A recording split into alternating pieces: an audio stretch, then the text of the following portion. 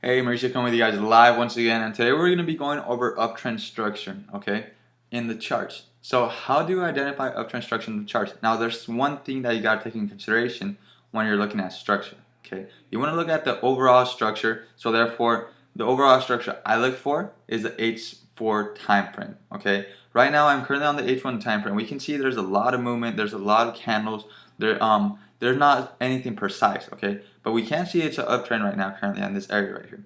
But what I want to see clarity. So to see clarity, I'm going to go over here, put my H4 time frame, and just so I can identify where's my uptrend structure. How do I identify uptrend structure, okay? So right here, we can actually identify some uptrend structure in this area. So the only thing I want to do, I just want to go somewhere where it's actually a little bit more clear so you guys can actually see and notify how the uptrend structure looks like, okay?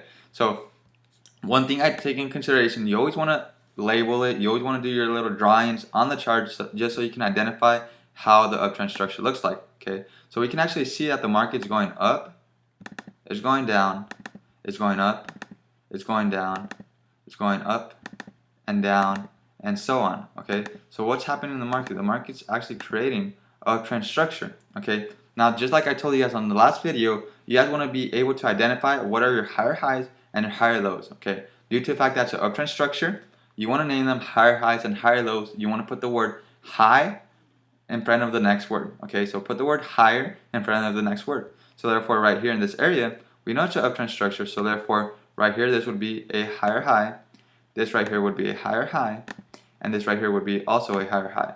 Okay, why are these areas called higher highs?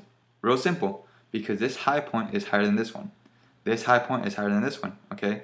And this area right here, this would be our higher low, this right here would be our higher low, and this right here would also be our higher low, okay? So you guys can actually identify structure. You see how much easier it is once you draw it out? When you draw it out onto your charts, it's a lot more easier, it's a lot more easy to see and just to identify this. So once you identify it, you also want to name it, okay? There's something very important that you want to name.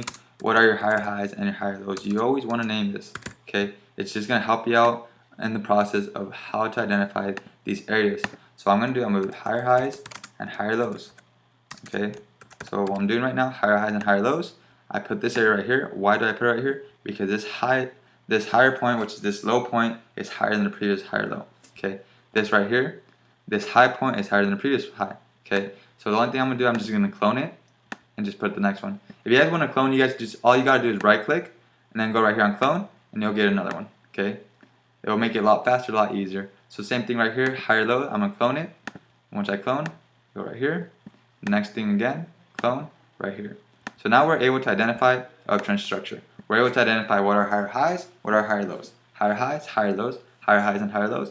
And the market kept on doing the same over here, so we create a new higher high, and right here we also created a new higher low, and so on, okay? So therefore, it is very important for you to identify structure on your H4 time frame due to the fact that it's the overall trend, okay?